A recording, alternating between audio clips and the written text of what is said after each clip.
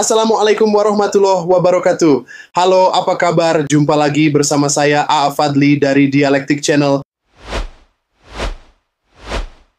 Seperti biasa, hari ini kami ingin menyajikan materi terbaru tentang fenomena ordal alias orang dalam di dunia kerja. Fenomena ordal alias orang dalam di dunia kerja udah sangat tidak asing di negara kita. Kami ingin memfokuskan materi fenomena ordal alias orang dalam ini ditinjau dari segi positif dan negatifnya. Apakah pegawai-pegawai hasil ordal ini kompeten dan bisa mengembangkan perusahaan atau lembaga, atau bahkan sebaliknya? Sungguh materi yang menarik, bukan? Baik. Untuk materi fenomena pegawai titipan alias ordal atau orang dalam hari ini, akan disampaikan oleh Profesor William Dadang, seorang ahli di bidang manajemen sumber daya manusia. Beliau asli Kota Bandung yang berprofesi sebagai dosen dan juga pengusaha sukses. Tanpa berlama-lama lagi, mari kita simak materi yang akan disampaikan Profesor William Dadang. Silahkan, Prof. Baik, terima kasih A. Fadli. Assalamualaikum warahmatullahi wabarakatuh. Halo semua, apa kabar? Perkenalkan, nama saya William Dadang. Saya merupakan pengajar di beberapa universitas di Indonesia. Selain itu, saya juga mempunyai usaha kecil-kecilan. Untuk materi hari ini, saya akan menyampaikan tentang apakah pegawai titipan alias pegawai ordal bisa mengembangkan lembaga atau perusahaan, dan bagaimana menyikapi fenomena-fenomena pegawai titipan alias pegawai ordal tersebut.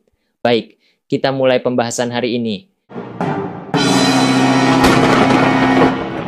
Jejaring orang dalam atau kita biasa menyebutnya ordal merupakan sebuah fenomena yang kerap terjadi di berbagai lembaga, baik di sektor pemerintahan, swasta, maupun organisasi non-profit.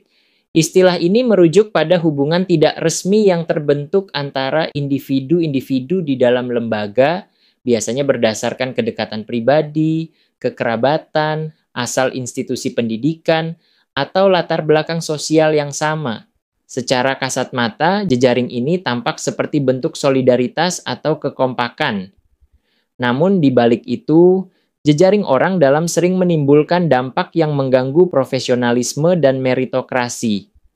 Proses pengambilan keputusan bisa menjadi tidak objektif karena dipengaruhi oleh kepentingan kelompok. Rekrutmen, promosi jabatan, hingga distribusi sumber daya seringkali tidak lagi berdasarkan kompetensi, melainkan pada kedekatan dan loyalitas terhadap jaringan tertentu. Kehadiran jejaring orang dalam juga menciptakan iklim kerja yang tidak sehat. Pegawai yang tidak termasuk dalam lingkaran tersebut kerap merasa terpinggirkan, tidak dihargai, atau bahkan kehilangan motivasi.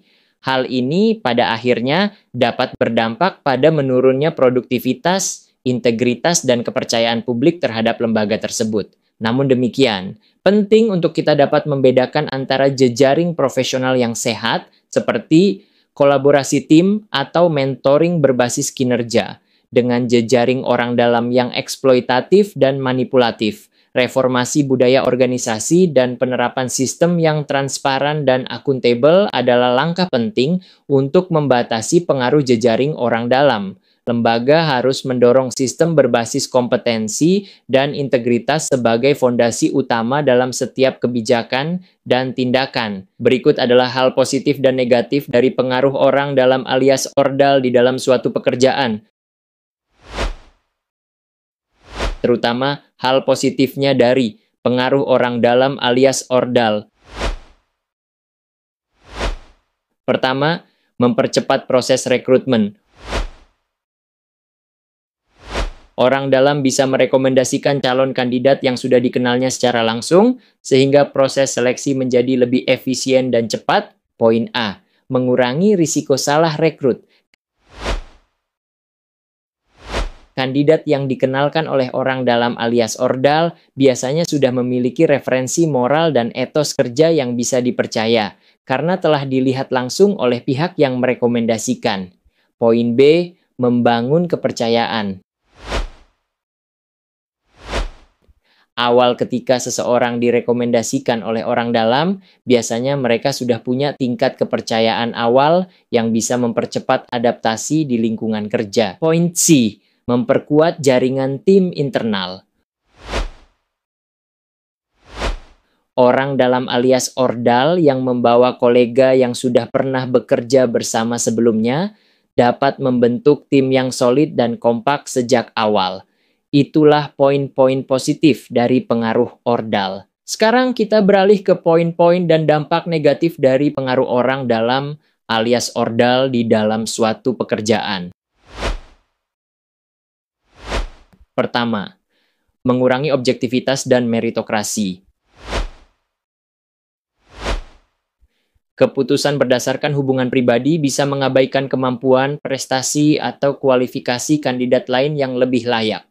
Kedua, menimbulkan kesenjangan dan kecemburuan. Pegawai lain bisa jadi akan merasa tidak dihargai jika melihat bahwa promosi atau peluang hanya diberikan kepada mereka yang punya koneksi. Ketiga, menghambat inovasi dan dinamika baru. Contohnya adalah ketika hanya orang-orang dalam jaringan sajalah alias ordal yang diberi peluang, sehingga lingkungan kerja menjadi homogen dan kurang terbuka terhadap ide atau pendekatan baru. Keempat, berpotensi memicu konflik kepentingan dan nepotisme. Pengaruh orang dalam alias ordal bisa membuka celah bagi nepotisme dan konflik kepentingan yang merugikan integritas lembaga. Demikian pemaparan dari saya terkait hal positif dan negatif pengaruh orang dalam alias ordal di dalam suatu pekerjaan. Selanjutnya, sering sekali ada pertanyaan besar yang sering muncul tentang apakah sumber daya manusia atau SDM yang direkrut melalui jalur orang dalam alias ordal mampu benar-benar membangun perusahaan? Jawabannya adalah tidak bisa digeneralisasi. Maksudnya SDM alias sumber daya manusia hasil dari orang dalam bisa menjadi aset besar. Dengan catatan, jika orang tersebut memang memiliki kompetensi, integritas, dan etos kerja yang tinggi. Dalam beberapa kasus, rekomendasi orang dalam alias ordal menghadirkan talenta yang tidak hanya mumpuni, tetapi juga sudah memahami budaya kerja dan cepat beradaptasi. Apalagi jika proses perekrutannya tetap melalui penyaringan yang adil dan profesional. Dalam konteks ini, jejaring orang dalam alias ordal justru mempercepat pencarian talenta yang tepat. Tetapi, jika rekrutmen yang dilakukan hanya berdasarkan kedekatan, tanpa mempertimbangkan kualitas dari SDM tersebut, maka SDM semacam ini beresiko menjadi beban. Mereka mungkin tidak siap menghadapi tantangan kerja, sulit menerima kritik, atau hanya bergantung pada perlindungan jaringan alias mencari backingan.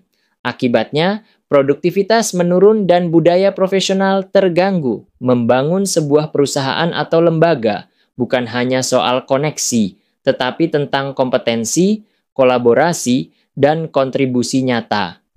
Oleh karena itu, keberhasilan SDM dari jalur orang dalam alias ordal sangat ditentukan oleh integritas proses rekrutmen dan komitmen pribadi dari individu yang bersangkutan.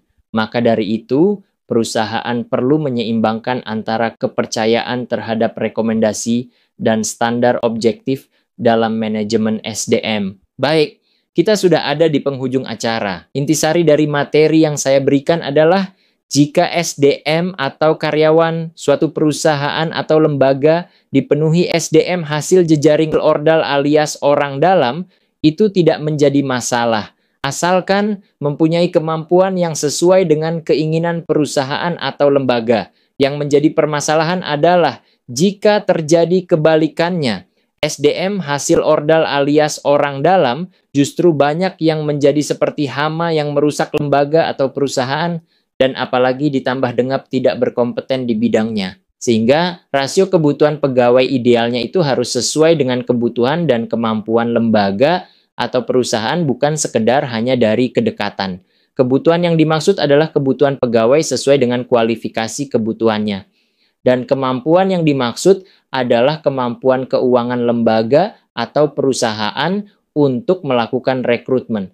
Jangan sampai ada pegawai yang disusupkan masuk oleh ordal alias orang dalam, padahal lembaga atau perusahaan sedang tidak membutuhkan karyawan baru. Demikian pembahasan materi yang bisa saya sampaikan. terkait fenomena orang dalam alias ordal di dunia kerja.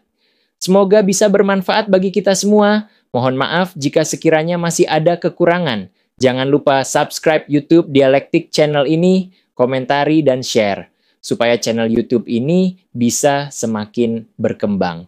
Terima kasih banyak. Wassalamualaikum warahmatullahi wabarakatuh. Kita kembalikan lagi ke A. Fadli. Silahkan A. Fadli. Baik, terima kasih banyak Prof atas materinya. Demikian pembahasan materi terkait fenomena orang dalam alias ordal di dunia kerja yang sudah disampaikan oleh Profesor William Dadang.